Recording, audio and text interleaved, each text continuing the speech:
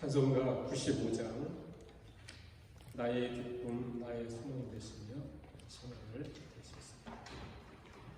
95장 드리겠습니다. 나의 기쁨 나의 소망 되시며 나의 생명이 되신 주 밤낮 불러서 찬송을 드려도 늘 하신 마음 뿐일세. 나의 사모하는 선한 목자는 어느 곱다운 동산을 양의 무리와 늘 함께 가셔서 기쁨을 함께 하실까. 길도 없이 거친 넓은 들에서 갈 길 못 찾아 애쓰며 이리 저리로 헤매는 내 모양 저원수 조롱하도다.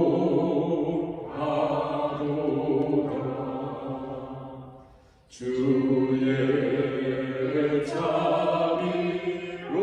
자비롭고 화평한 얼굴 모든 천사도 안기며 주의 놀라운 진리의 말씀을 전지가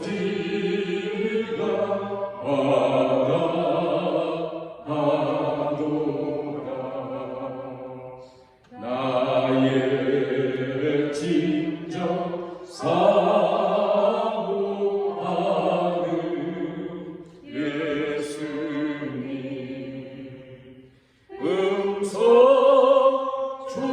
음성조차도 반갑고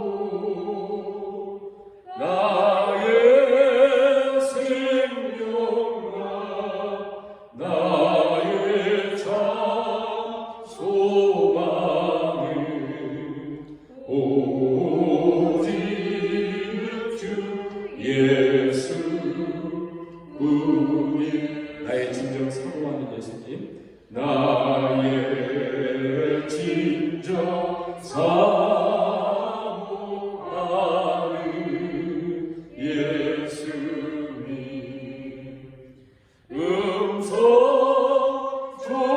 음성조차도 반갑고 나의 생명과 나의 참 소망은 오직 주 예수. 눈을 감고 고백하겠습니다. 나의 진정 사모하는 나의 진정 사모하는 예수. 음성조차도 반갑고 음성조차도 반갑 나의 생명과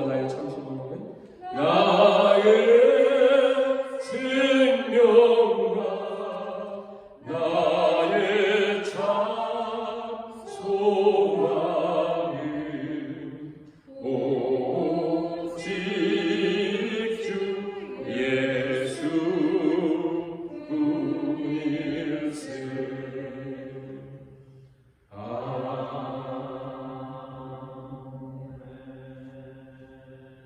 묵상으로 기도 드심으로 주의를 여러분께 기도하겠습니다.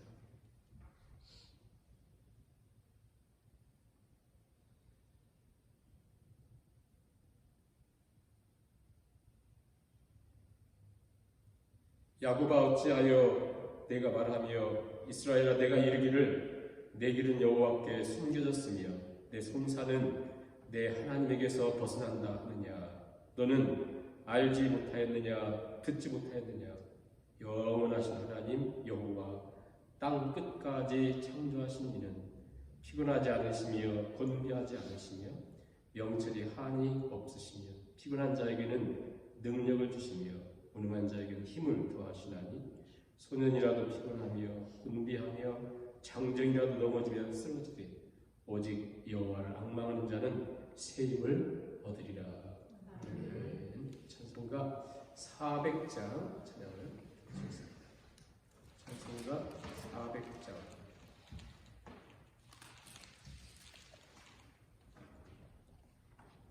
험한 시험 물속에서 나를 건져주시고 노한 풍랑 지나도록 나를 숨겨주소서. 주여 나를 돌보시사 보이 품어주시고 험한 풍파 지나도록 나를 숨겨주소서. 권세 능력 무한하사 모든 시험 이기고 풍랑까지 다스리는 주님 앞에 비오니 주여 나를 돌보시사 고이 품어주시고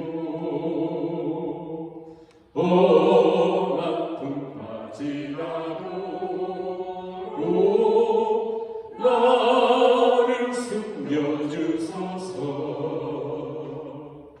죄악 길에 빠진 이고 깜깜한 데를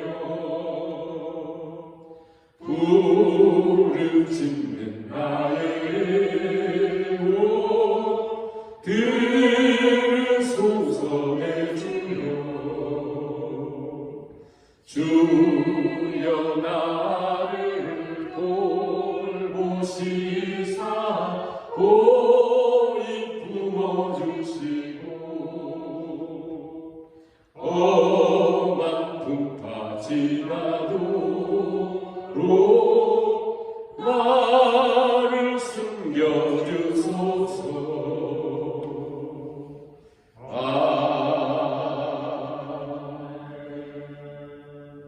찬송가 446장 찬양을 드리실 때 3절을 3번 그리고 4절 한번 부르시고 나가겠습니다. 446장 3절 주 떠나가시면 3번을 찬양을 고백하겠습니다. 주 떠나가시며 내 생명 때문에 기쁘나 슬플 때 늘 계시옵소서. 기쁘고 기쁘도다 항상 기쁘도다 나 주께 왔사오니 복 주옵소서. 주 떠나가시면 주 떠나가시면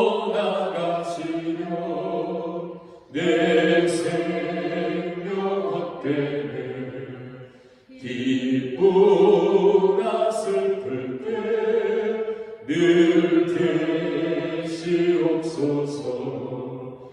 기쁘고 기쁘도다 항상 기쁘도다 나 주께 왔사오니 복 주옵소서. 주 떠나가시면 내 생명은 기쁘나 슬플 때 늘 계시옵소서. 기쁘고 기쁘도다 항상 기쁘도다 나 주께 왔사오니 복 주옵소서. 그 귀한 언약을 이루어 주시고 주 명령 따를 때 늘 계시옵소서. 기쁘고 기쁘도다 항상 기쁘도다 나 주께 왔사오니 복 주옵소서.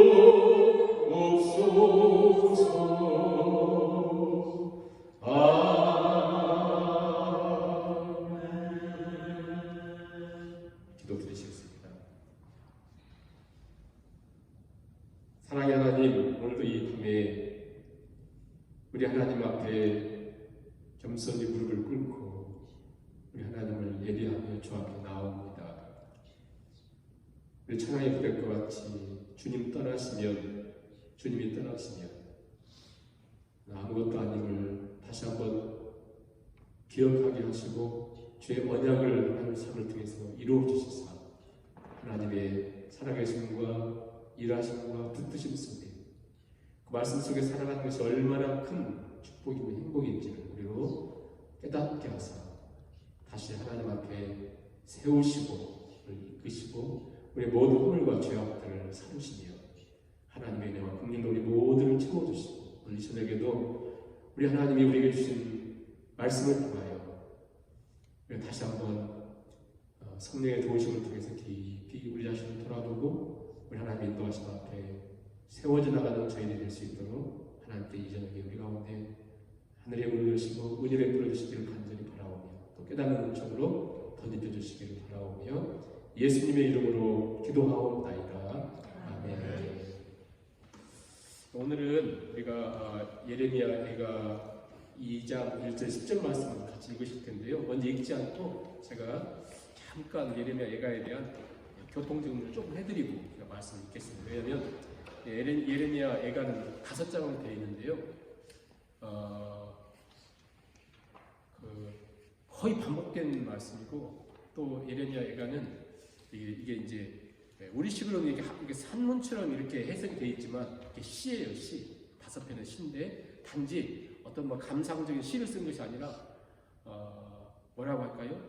어떤 사람에게 가장 사랑하는 모든 가족들이 다 죽었을 때 자기의 모든 것이 사라졌을 때 느끼는 그 느낌으로 이게 읽지 않으면 이게 큰 의미가 없을 정도로 굉장히 고통스러운 것 같은 내용을 우리가 만약에 이 말씀 읽으면서 조금이라도 이해를 한다면 이게 막 가슴이 에어지고 찢어지고 막 이래야 되는데 이게 이제 우리 번역되면서 산문처럼 이렇게 돼 있으니까 확 안 와닿거든요.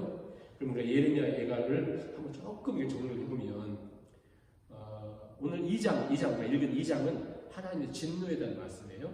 근데 이제 5장으로 되어 있는 예레미야 예가는 예레미야 에가라고 할 때 에가라고 하는 말은 히브리어로 에타하 에타하 말은 어찌 그러니까 이제 예레미야 에가라고 하는 뜻은 어찌 도무지 이게 우리의 모든 상상을 뛰어넘은 일들이 생기니까요. 어찌 그래서 영어에는 라멘테이션 그러잖아요. 슬픔의 아픔의 노래다.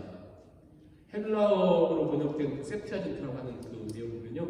예레미야 눈물의 손시자라고 하지 않습니까? 눈물의 손시자. 예레미야는 자 이게 이제 이스라엘이고 유다죠. 유다가 1차, 2차, 3차에 걸쳐서 바벨론의 침략을 받고 3차에 망할 때까지 사역을 누가 하냐면 여기서 사역을 그 전에 훨씬 전에 사역했던 사람 이사야.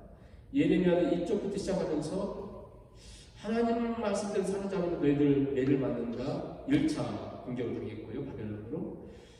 계속해서 전에도 2차 또 공격을 당하고 이러면 너희들 큰일 난다 했는데 불구하고 계속해서 예레미야만 한 사람도 듣지 않아요. 3차 하면서 모든 게 무너졌지 않습니까? 자, 무너지면서 실은 예레미야는 살 길이 있었어요.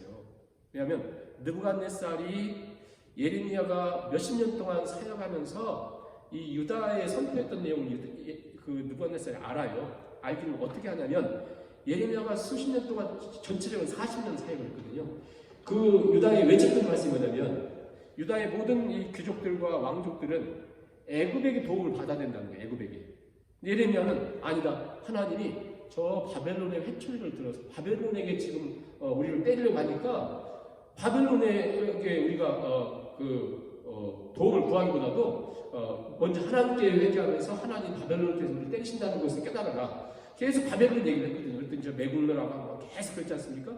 그러면서 이제 느부갓네살이 그 예레미야를 잡아가지고 너 우리랑 같이 거기 가든지 아니면 네가 원하는 곳에 있으면 내가 너 그거 주겠다. 너는 살 길을 주겠다는 거예요. 예레미야는 나는 그런 거 싫다 하고는 지금 이 무너진 예루살렘 또 다 불타버리고 다 깨진 성곽들 외곽들 그리고 모든 게 막 다 무너졌잖아요. 성전도 다 무너져버리고 그 무너진 그 상황을 보면서 예레미야 예가를 쓰거든요. 예가를. 그래서 이제 5편을 기록을 하는데 비슷한 내용처럼 보이지만 중요한 메시지가 있는 것이 뭐냐면요. 제1장에서 예레미야 1장에서는 마치 이 예루살렘을 시온이라고 하잖아요. 시온의 딸로 표현하면서 한 여인이잖아요. 한 여인이 가장 사랑하는 이의 죽음을 앞에 두고 트라우마처럼 아픔을 막 느끼면서 그 앞에서 통곡하면서 그 느끼는 느낌, 그 아픔들 마치 장례식과 같이 사랑의 죽음 앞에 홀로 혼자 앉아서 여인이 상복을 입고 혼자 앉아서 그 고통을 쳐다보는 것처럼. 그런데요, 이 고통을 어떻게 표현이 안 되잖아요. 그러면 너무 무절제해버리면 우리가 아무런 도움이 안 되잖아요. 그래서 이 예레미야의 특징이 뭐냐면 5장으로 되어 있는데 다 3장만 빼고 22절, 22절, 22절, 22절, 22절로 다 되어 있어요. 왜 22절로 되어 있냐면 히브리어의 알파벳은 22개예요. 그래서 다 우리식으로는 히브리어는 알렙, 베잇, 기멜, 달렛 이렇게 시작하는데 가나, 가라처럼 다 이 두음을 살려가지고 가로 시작하고 나로 시작하고 이렇게 22절을 써요. 이렇게 1장, 2장. 3장은 66절로 되어 있어요. 왜 66절인가? 3. 그래서 가를 3절을 써요. 나를 또 3절을 쓰고 이렇게 66절을 쓰면서 이렇게 굉장히 고통을 정제된 슬픔을 막 쓰는 거거든요. 그러면 왜 이런 걸 쓰는가? 히브리인들에게 이렇게 두원 법칙을 써서 쓰는 것은 시편은 몇 편 나오거든요. 예를 들면 잘 알고 있는 119편 이렇게. 그러니까 그 중요한 의미는 절대 잊지 말고 후손들에게 이 내용을 반드시 기억하라. 그것을 교훈하기 위해서 이렇게 22절씩 기록하거든요. 그리고 그 고통과 슬픔 속에 너무 고통이지만 그 고통 속에서 어떤 마음속에 정제돼서 뭔가가 일어나야 된다는 것을 기록하기 위해서. 우리 인생에도 굉장히 슬픔이 있잖아요. 고통이 있잖아요. 쓰러짐 앞에서. 그때에도 뭔가 우리가 정말 모든 것이 무너졌지만 무너짐 속에서 뭔가를 진짜 의지하는 걸 찾아야 된다는 걸 기록하기 위해서 나타내기 위한 것이다. 그러면 1장, 2장, 3장, 4장, 5장 다 21절에는 66절 되어 있던 3장의 핵심이라는 거예요. 3장이 가장 중요한 핵심이 있어요. 그리고 아까 말씀드린 1장은 그 여인이 마치 상복을 입고 시온의 딸이 다 무너진 고통들을 기록하고 있다면 2장에서는 2장의 주제는 하나님의 진노예요. 진노. 그 다음에 왜 1장과 같은 이런 엄청난 고통이 찾아왔는가. 그 원인을 얘기하면서 2장에서는 바로 너희들의 죄 때문이다. 죄. 그걸 말미암아 하나님의 진노가 임했고 하나님이 마치 원수처럼 마치 하나님 우리의 원수처럼 그들의 이스라엘의 유다의 원수처럼 하나님이 그들이 의지했던 것들을 다 오늘 우리가 그래서 제가 천천히 읽게 하는 거예요. 1절부터 예를 들어 10절까지만 봐도 그들이 의지했던 모든 것을 하나님이 철저하게 다 무너뜨리신다. 그러니까 우리가 쌓아놨던 우리가 가장 소중하게 여겼던 모든 것들을 하나도 빠짐없이 하나님 무너뜨리신다. 이게 하나님 진노. 이 2장이죠. 자, 3장은 제가 아까 말씀드린 거 길게 기록했다고 했어요. 66절이요. 이 3장에는 그 고통과 그 아픔을 정말 읽어보면 어떻게 표현할 수 없을 정도로 고통이에요. 그 고통을 쭉 설명한 다음에 내가 쑥을 먹고 단즙을 먹으면서 막 너무 쓰다고 막 얘기하거든요. 그러면서 그 고통과 슬픔 속에서 아무튼 일이라고 하는 희망도 없고 소망이 없고 아무런 희망이 없고 절대 절망이 그런 상황 속에서 소망이 피어나요. 이 반대로 절대 절망인데 거기 소망이 피어나는 게 뭐냐면 여호와의 인자와 긍휼이 무궁하신 거. 소망이 하나님께 있음을 다 절대 절망을 피해가면서 그것을 처음으로 예레미야 얘기했어요. 소망이 별로 없어요. 근데 3장에서 가장 절망을 얘기하면서 소망이 이렇게 나오면서 우리가 하나님이 우리의 기업이시니 우리 하나님을 소망 삼겠습니다. 이게 나와요. 소망이.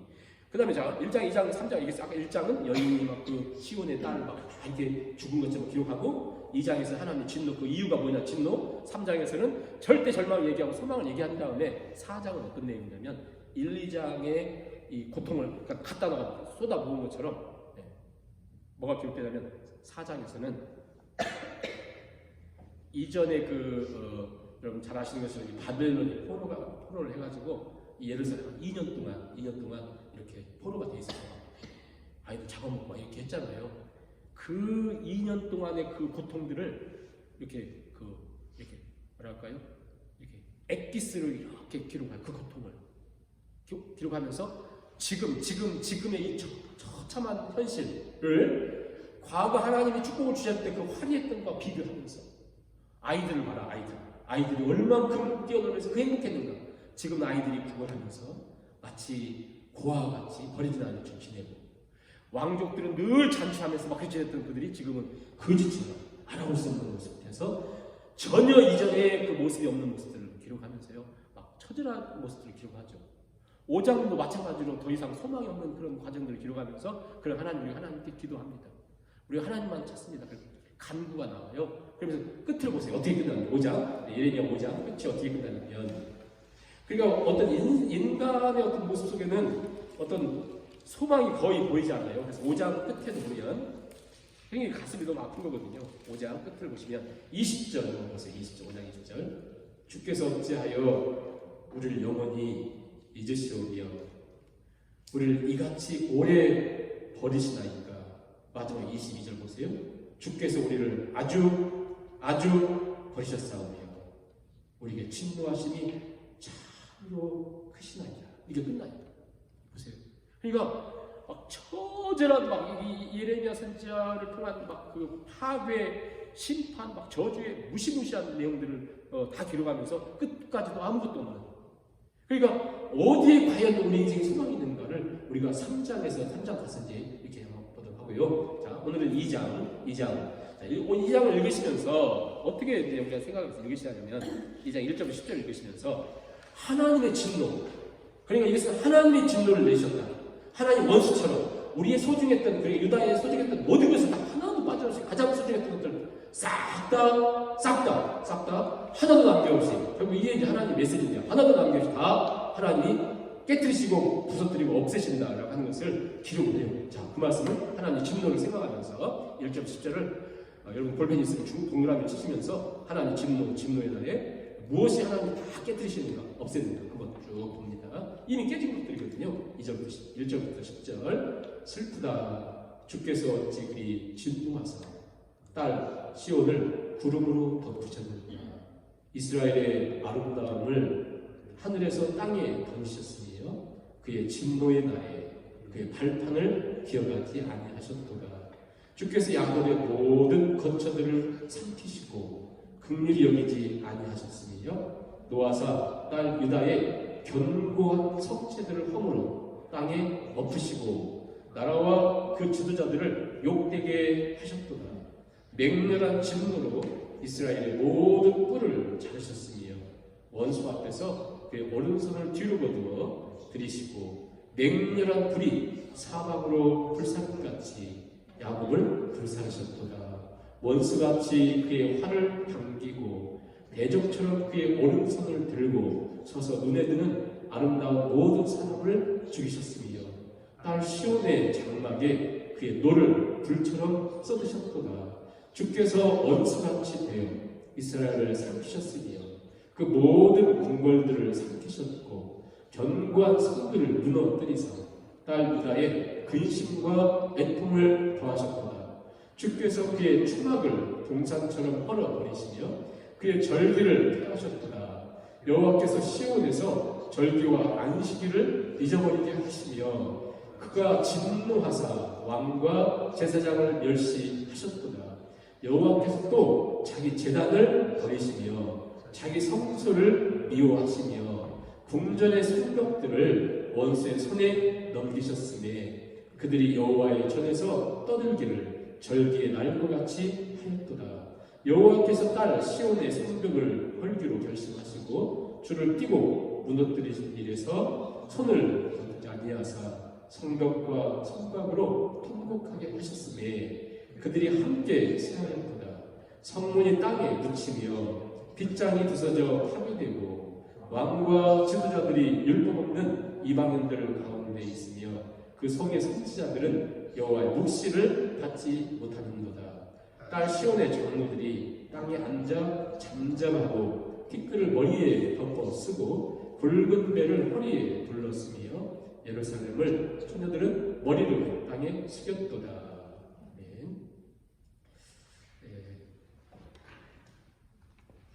읽기만 해도 숨이 콱 막히고 답답하고 공포, 두려움을 이렇게 느낄 만큼 하나님의 진노에 대한 말씀이에요. 자, 우리 이 말씀을 이제 읽은 말씀을 간략하게 조금 설명을 해드리고요. 1절 시작이 이렇게 시작하잖아요. 슬프다, 슬프다. 1장 시작도 슬프다, 그렇죠? 1장 시작도 슬프다, 슬프다. 슬프다. 왜 이리 슬픈가? 왜 이리 슬픈가?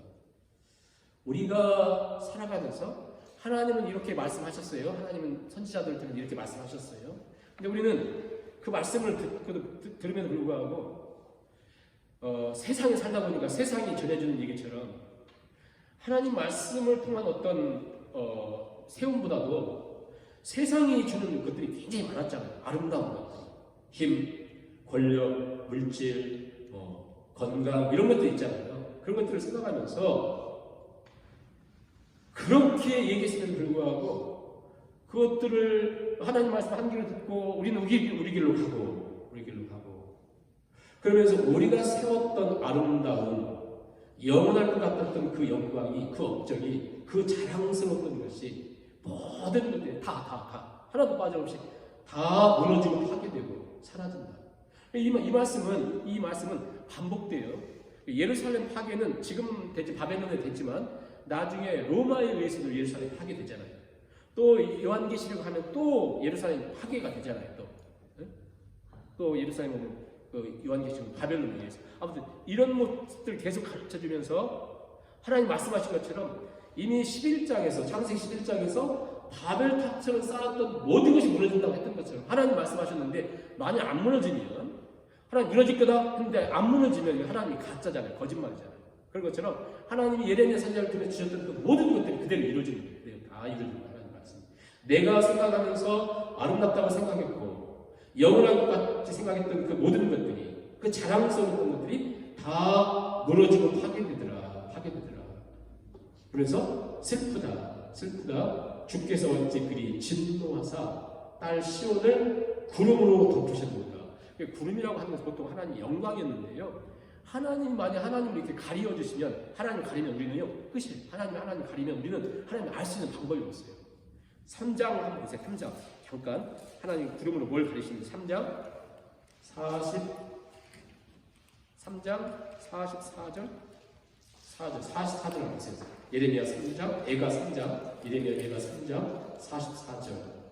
같이 읽어볼까요? 주께서 구름으로 자신을 가리사 기도가 상달되지 못하게 하시고, 그러니까 하나님이 구름이라고 하는 게 보통 하나님의 영광이고 하나님의 쉐키나 영광의 구름인데 그 영광마저도 그 하나님 나타나는 영광마저도 하나님 가려버려요. 그래서 우리가 기도에서 응답받아야 사는데 기도의 응답까지 가로막고 하나님 자신을 아예 딱 막아가지고 이렇게 숨기시다. 오늘 2장 1절에 그랬죠? 구름으로 덮으셨다. 이스라엘의 아름다움을 하늘에서 땅에 던지셨으며, 그러니까 이스라엘이 아름답다고 했던 것들을 하늘에서 땅으로 던진다는 게 뭐냐면요, 높은 곳에서 던질 수 굉장히 심각하잖아요. 옥상에서 던지면 더 심각한데 하늘에서부터 우리가 아름답다고 생각했던 모든 것들 땅에 던져버려요. 다 철저하게 하나님이 던지셨다. 그의 진노의 날에 그의 발판을 기억하지 아니하셨도다. 그의 발판, 하나님의 발판. 자, 하나님의 발판이라고 하는 건 뭐냐면요, 고대 근동 지방에는 우리 기독교만이 아니라, 그러니까 우리 유대의, 그러니까 구약의 신관뿐 아니라 그 당시 지금도 이제 그런 것들이 있지만 저 근동 지방에는 그 신이 있는데, 신은 보통 하늘에 앉으시고 그의 발을 땅에 이렇게 대고 있으면서 땅을 통치하는데 이 발판으로 딱 하고 있다고 생각했어요. 자, 그것을 설명하면서 하나님의 발판을 던지셔요. 네? 하나님의 발판을 던지시고 기억도 안 하세요. 그게 뭐냐면 하나님 발판. 근데 성경에 마치 또 한 장이 딱 있어요. 여기 예레미야를 막으시고 여기까지만 찾겠습니다. 저 역대상 한번 가보세요. 역대상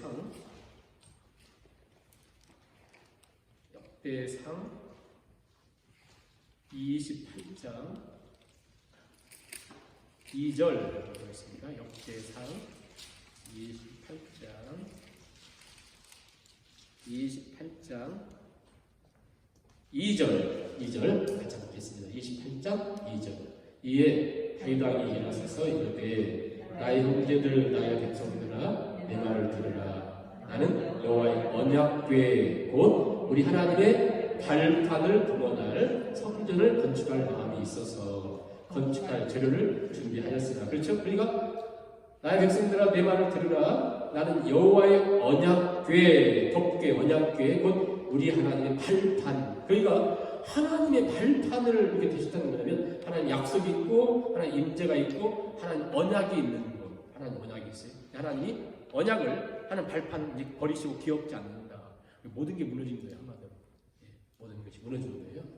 왜냐하면 하나님의 언약을 주시고 계속 말씀했음에도 불구하고 전혀 관심을 갖지 않고 이사야 선지자가 얘기했던 것처럼 귀가 있지만 눈이 있지만 보지 못하고 마음이 알지도 못하고 저 개, 돼지, 짐승들은 주인을 알건만은 내 백성들은 주인을 알지 못한다. 이렇게 할 정도로 하나님에 대한 관심이 너무 없어요. 선지자들이 계속 말씀했음에도 불구하고 자기들 배나 챙기고 이러지 하나님에 대한 관심이 없는 거예요.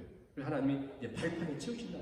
하나님 언약궤를 하나님 약속을 싹 버리셨다. 그래서 심판의 그 확실성을 이렇게 얘기하거든요. 그러면서 세 가지를 내가 제거한다. 세 가지를 제거한다. 첫째, 그 딸 시온을 이제 더 이상 하나님이 지키고 보호하고 인도해 주셨는데 그것을 이제는 덮으시겠다.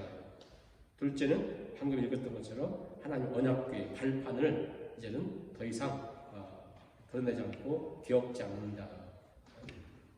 세 번째는 철저하게 이제 하나님께서 그들이 소중히 여겼던 모든 것들을 제거하시는데 중요한 건 뭐냐면 이제 하나님이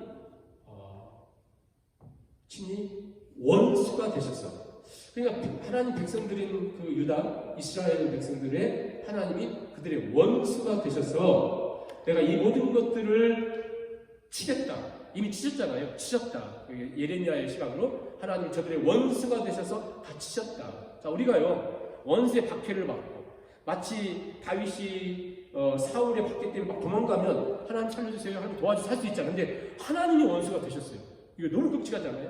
자, 그렇게 하나님이 저들의 원수처럼 맹렬한 진노를 내리시는데 3절을 보세요. 3절 맹렬한 진노로 이스라엘의 모든 뿔을 자르셨으며 원수 앞에서 그의 오른손을 뒤로 거두어 들이시고 맹렬한 불이 사방으로 불사같이 야곱을 불사하셨도다. 4절을 보시면 원수같이 그의 활을 당기고 대적처럼 그의 오른손을 들고. 자 보시면 하나님이 저들에게 원수처럼 하나님 오른손을요. 하나님 오른손을 얘기할 때 이 오른손은 뭐냐면 계속해서 구약성경에서 하나님 오른손은 능력의 손이고 이스라엘 백성들을 붙드시고 보호하시는 손이었거든요. 그렇잖아요. 보호하시는, 저도 이렇게 쓰다듬고 보호하는 손길이었는데 이 손을 이제 1차적으로 하나님 경고하셨는데 내 손을 띄겠다. 내 보호의 손을 띄겠다는 거예요. 그러지 않다. 띄었어요. 그럼에도 불구하고 계속 말을 안 들어요. 그때 이제는 이 손으로 뭐 하냐면 아예 이 손으로 활을 당겨서, 여기서 말하는 화살을 하나 두 개가 아니고 엄청난 화살을 계속해서 명중하듯이 그 백성들 향해서 쏘셨다는 거예요. 굉장히 무서운 말씀이잖아요. 4절 보세요. 원수같이 그의 활을 당기고 대적처럼 그의 오른손을 들고 서서 눈에 드는 아름다운 모든 사람을 죽였으며 딸 시온의 장막에 그의 노를 불처럼 쏟으셨다. 5절에도 주께서 원수같이 되어 이스라엘을 삼키셨으며 그 모든 궁궐들을 삼키셨고 견고한 성들을 무너뜨리사 딸 유다의 근심과 애통을 더하셨도다. 하나님이 마치 원수 되셔서 내리신 그 진노는 상상하기 힘든 것이죠. 왜 하나님이 원수처럼 되었을까요? 아니, 이것은 하나님 원수처럼 되신 것보다도 하나님 백성인 저들의 삶이 마치 하나님과 원수처럼 살아온 거예요. 하나님 원수처럼. 하나님이 없는 사람보다 더 하나님과 원수처럼 살았습니다. 하나님과 철저히 무관하게 산 것이죠.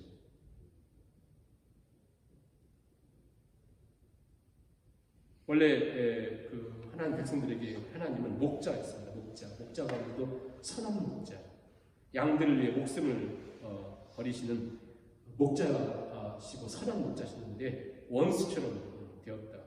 그리고 그들을 보호했던 하나님의 오른손이 이제는 보호의 손이 아니라 이제는 활을 달기는 원수처럼 이렇게 지내셨다라는 것을 봅니다. 예루살렘이 시온의 딸들을 할 때 시온이 예루살렘이 아름다웠던 것은, 영광스러웠던 것은 물론 거기가 이제 요새고 그렇잖아요. 그렇지만 그 성을 지킬 수 있는 요새고 미관이 아름답고 화려하고 은근히 있어서가 아니었어요. 이 시온의 아름다움은 오직 하나님이 함께 계셨고 백성들은 하나님을 경배하면서 하나님 예배하며 이런 관계 때문에 여기는 지상의 가장 아름다운 에덴에 마치 회복되는 것 같은 이 시온이 자체가 아름다워서가 아니에요. 경관이 좋아서가 아니에요. 남들보다 훨씬 화려해서가 아닙니다. 그들은 하나님이 계셨기에 하나님 예배하고 하나님 경배하는 이게 되었기 때문에. 그런데 더 이상 하나님 예배하는 걸 거부하고 하나님과 언약과 전혀 상관없이 이렇게 보내는 그런 과정을 통해서 하나님이 마치 손을 띄신 것처럼, 또 하나님이 손을 띄신 정도가 아니라 화살을 하나님 그들에게 하나하나에게 쏘는 것처럼 생생한 묘사를 이렇게 하고 있습니다. 그러다 보니까 그들이 소중하게 여겼던 모든 것들을 하나님 제거하시죠. 절기, 안식일 이런 모든 것들이 의미가 없다는 거예요. 왜? 하나님이 없습니다. 하나님이 없어요. 아까 우리가 찬양했잖아요. 주 떠나가시면 내 생명 헛되한 것처럼. 그래서 그 6절 보세요. 6절. 주께서 그의 초막을 동산처럼 헐어버리시고 절기를 폐하시고 시온에서 절기와 안식일을 잊어버리게 하시며 진노하사 백성의 대표가 누구예요? 왕. 종교의 그 대표가 누구예요? 제사장. 왕과 제사장을 멸시했더라. 그러니까 모든 그 시온의 딸들을 싹 하나님께서 의미 없게 하셨다는 거예요. 7절에도 여호와께서 자기 제단을 버리시고 자기 성소를 미워하시고, 이렇게 표현을 보세요. 여호와께서 자기 제단을 버리셨다. 자기 성소를 미워하셨다.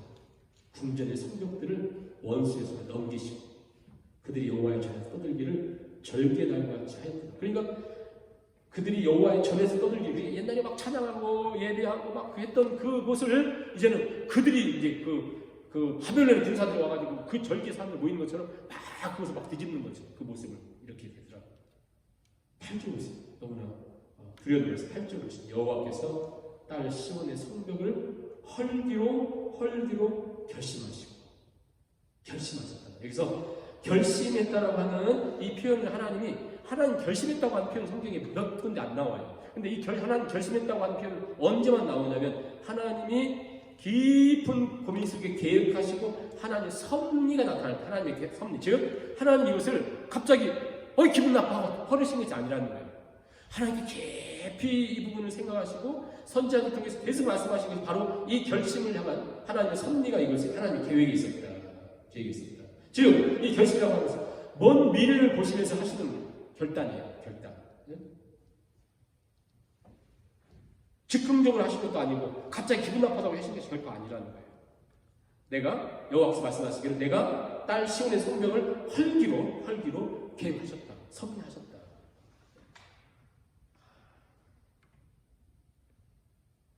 그런데 그 헐기를 어떻게 하시냐면 그 다음 보세요. 어떻게 결심하시냐면 성벽을 헐기로 결심하셨죠. 줄을 띄고 무너뜨리는 일에서 손을 거두지 않냐사. 줄을 띄고 무슨 얘기냐면 철저하게 모든 것들 하나하나 이 철저하게 무너뜨리는 하나도 빠져서 이거 빠졌네 이게 아니야. 모든 것들이 그들이 힘이라고 생각했던 것들 다 그들이 아름답다고 생각했던 모든 것들을 싹 의미한테 싹 이 하나부터 열까지 쭉 이렇게 하나님. 우리가 뭐 어디 공격을 할 때는 빠진 것들도 있을 거 아니에요. 근데 하나님이 이 모든 걸 결심하시고 철저하게 줄을 띄고 하셨다. 모든 것들 철저하게.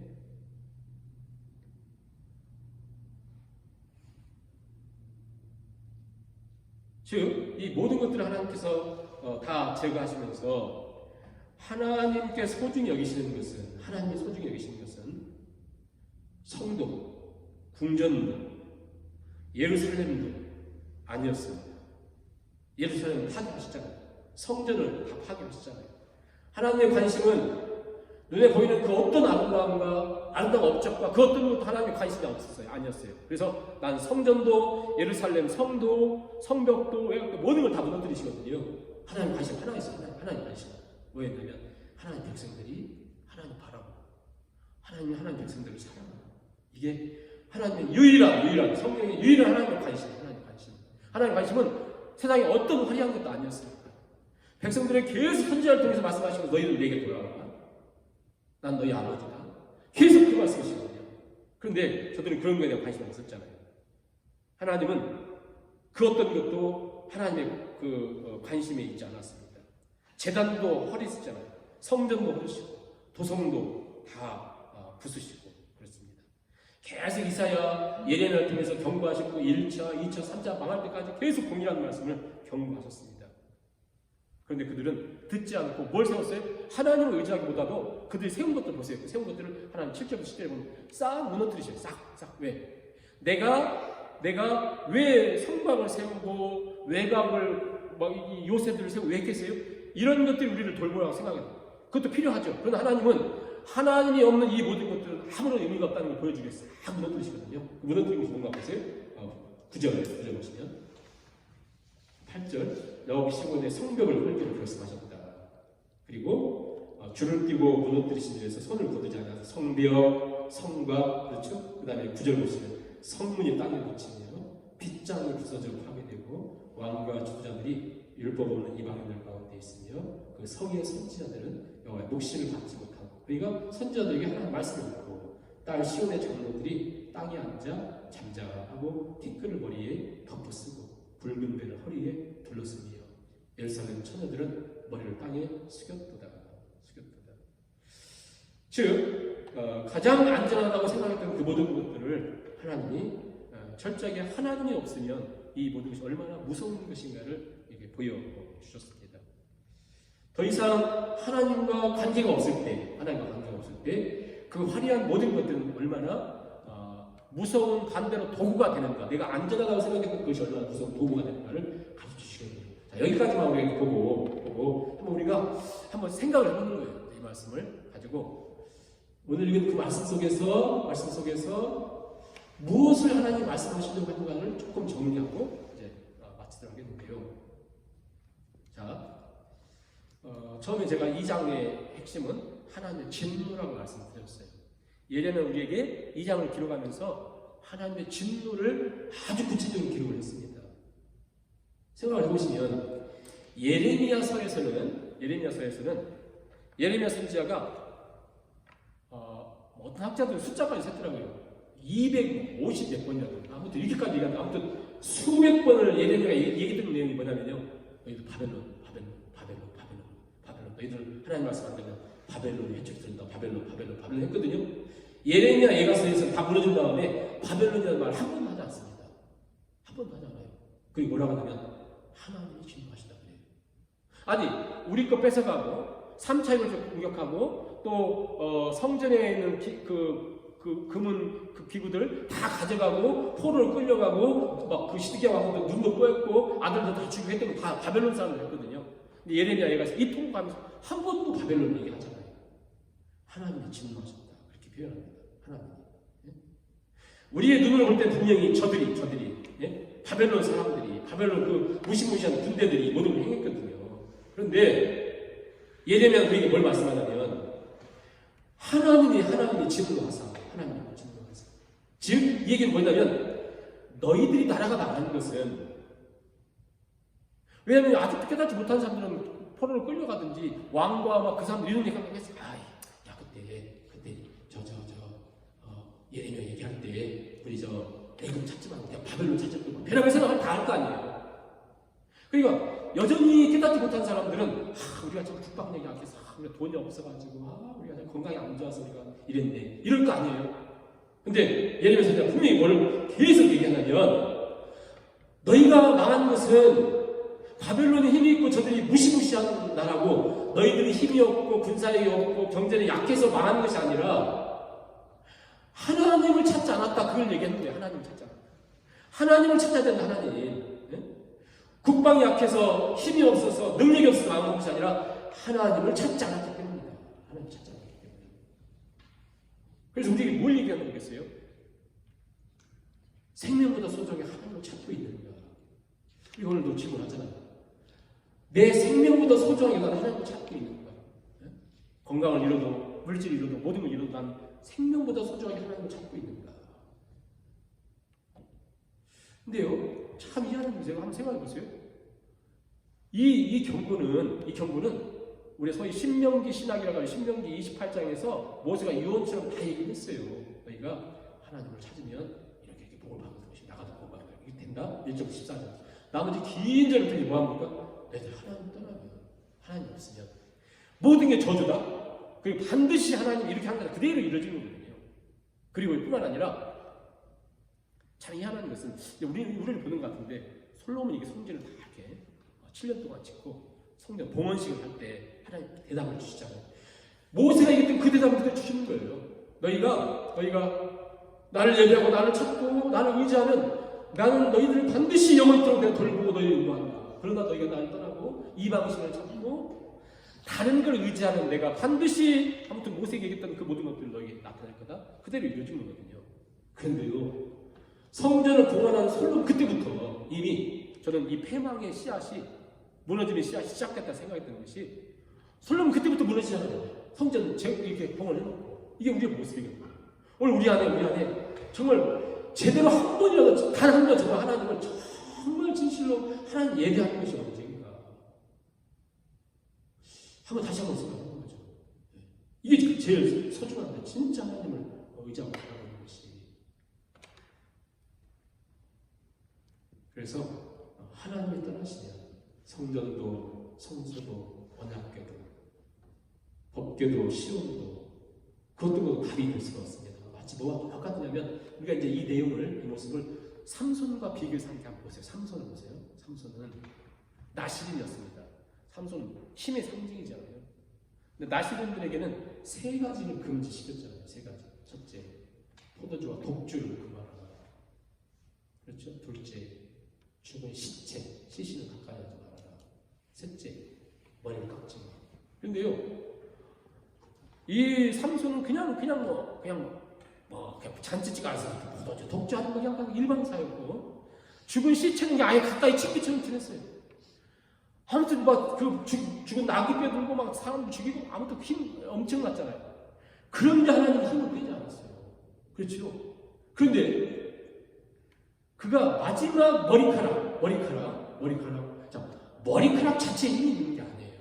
그런데 하나님이 약속이 있지 않습니까? 세 가지.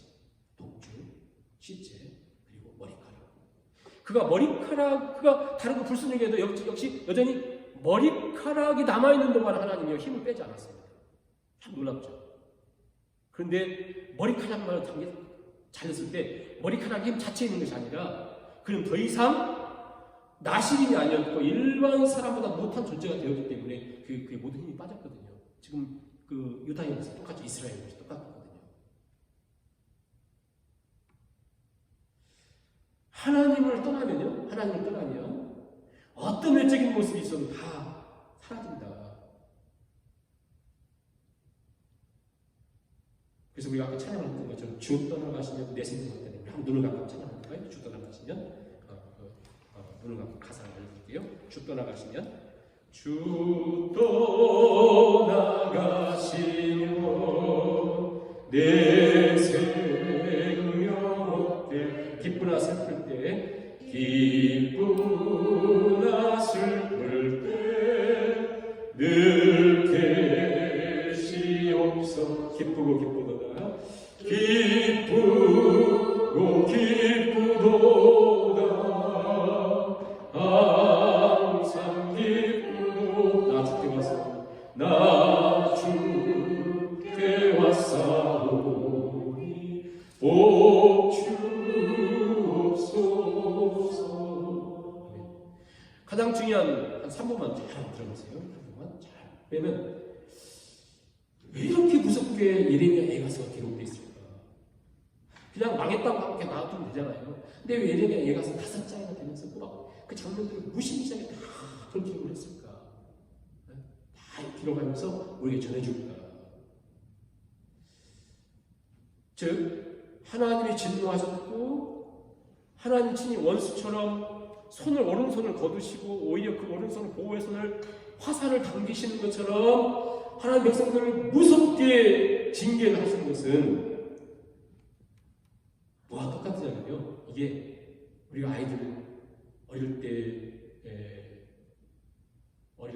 애들 이렇게 키울 때요.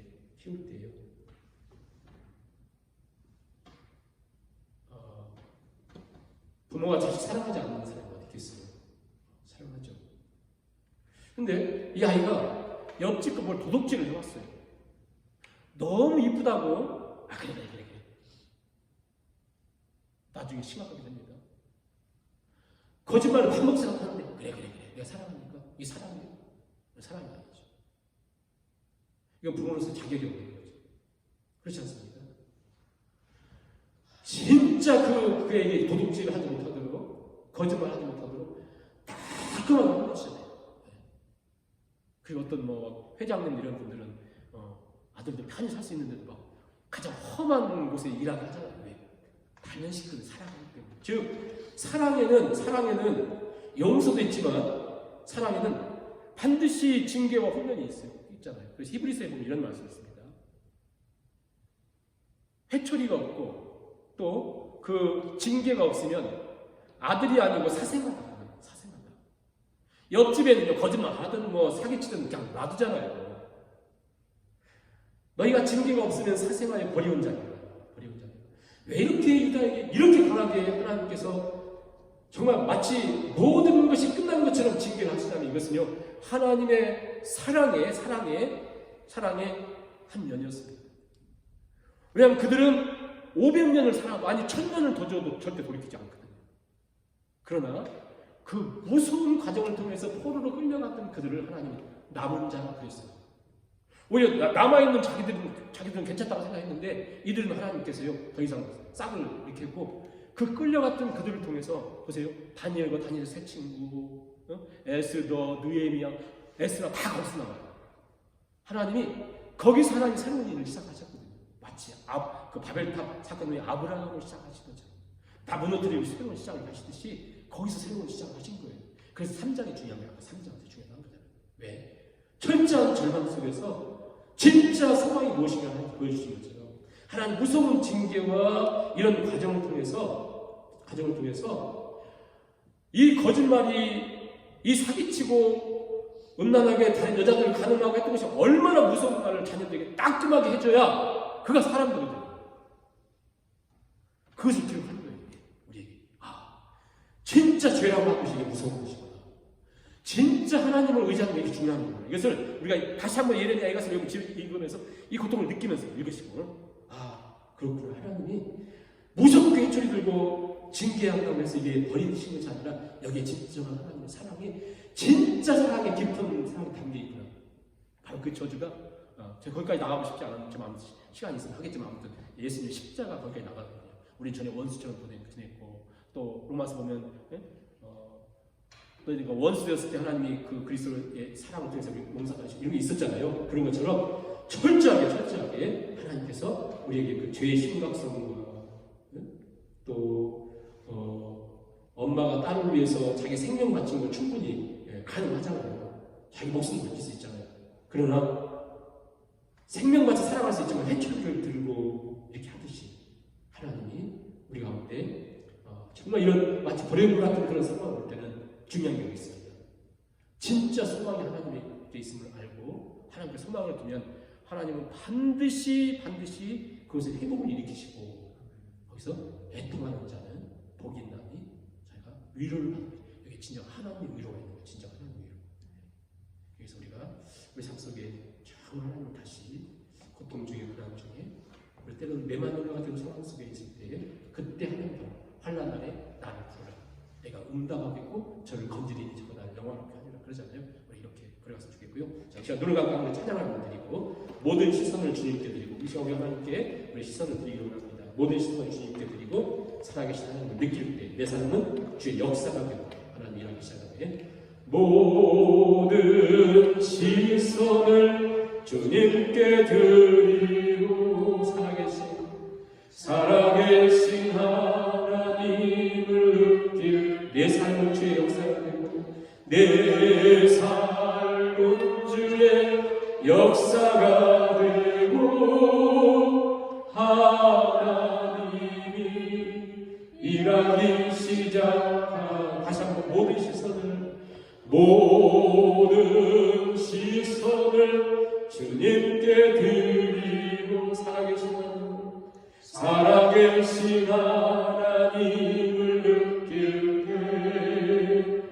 내 삶은 주의 역사가 되고 하나님이 일하기 시작하네. 내게로부터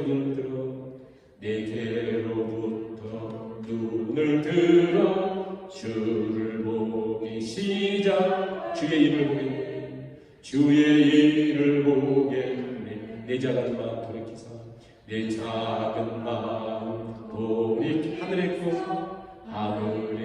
꾸게 하. 주님을 볼 때 모든 시선을 주님께 드리고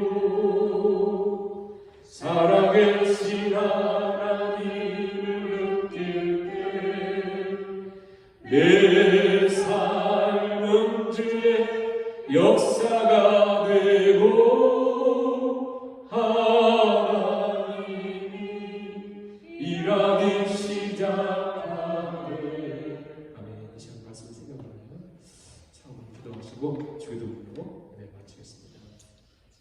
사랑하는 하나님, 저녁에 우리가 하나님께서 읽어서 말씀을 통해서 말씀이 우리의 불이 되고 삶의 이정표가 되셔서 아버지 하나님 아버지 하나님께서 말씀하시고 하나님께서 언약하시고 물론 하나님께서 우리에게 들려주시지만 끝없이 하나님 아버지 여전히 이런 것에 기뻐하시고 걸어가기를 좋아하는 불쌍히 하시고 아버지 되신 우리를 하나님께서 성령으로 아버지 하나님을 밝히사 우리를 주님을 보게 하시고 주님으로 바라보게 하시고 주를 나오신 역사를 도와주게 하시고 우리 심령이 아버지 하나님을 바라보고 하나님으로 그런 일을 하시고 주님 함께 해주시길 간절히 소원합니다. 하나님 아버지 아버지 하나님께서 하지 않고 하나님의 말씀을 소생하여 버려온 자를 원해서 주여 주께서 우리를 이해하실 때 생각하실 때또 하나님 앞에 나갈 때에도 하나님 아버지의 존재 중에라도 주의 긍휼을 전하시고 우리의 긍휼을 베푸시고 주의 은혜와 자비를 베푸시고 우리를 살아계신 하나님을 바라보게 하시고 주의 하시고 주여 함께 하사 우리 살아계신 하나님을 사랑하고 사랑하고 하나님 아버지 주님께서 하시면 우리 생명을 마음으로 믿고 하나님 우리가 그렇게 생각했는데 하나님의 뿔도 우리 능력도 우리가 가지고 있는 모든 생명도 그곳에 하나님 계시지 않게 하시면 아무것도 아니면 다시 한번 기다리고 그리스도를 하나님께 향하시고 하나님 바라보게 하시고 성령께서 우리를 내주사 죄를 보게 하시고 주님의 그렇지는 다시 한번 보게 하시고 우리를 일으키시고 들어주시옵소서. 절망 중이라도 인생의 처절한 절망 중이라도 우리에게 진정한 소망과 빛을 보여주시는 하나님 안에만 빛이 있고 소망이 있고 하나님 의지하는 것에만 우리 인생의 진정한 아버지 하나님 삶에 답이 있음을 다시 한번 기억하며 오늘 아버지 하나님 바라보는 주께서 내 힘든 신령과 아버지는 죄가 선생이시고 가르쳐주시고 역사해 주셔서 우리 하나님 참으로 감사하는 뜻들고 믿음으로 복된 걸 걸어가는 훌륭한 될수 있도록 죄가 되시기 위해서 하나님 아버지를 드리소서. 우리 하나님 나와서서 열리고 있어서 오늘 붙들어주시고 오늘 환경과를 지켜주시되 우리의 믿음이 하나님 아버지 세상이 몰라져도 아버지 하나님 몰라져도 아버지 모든 것이 하나님 향한 믿음과 고백과 기도가 하나님 경험하며 저한테 상날릴 수 있도록 주옵소서. 주께서 구름으로 계시면 하나님 아버지의 바라보며 저희 아버지를 기억합니다. 하나님 보시기 하시고 마지막 모든 시선을 하고 주기도합니다. 모든 시선을 주님께 드리고 살아계신 하나님을 길게 되사니 내 삶은 주의 역사가 되고 하나님 이가기 시작하네. 하늘에 계신 우리 아버지 이름이 거룩히 여김을 받으시니 나라의 마옵시니 이 시간에서 이루어진 것 같이 나라에서 이루어지니 오늘날 우리에게 일용할 양식을 주옵시고 우리가 우리에게 죄진 자를 사하여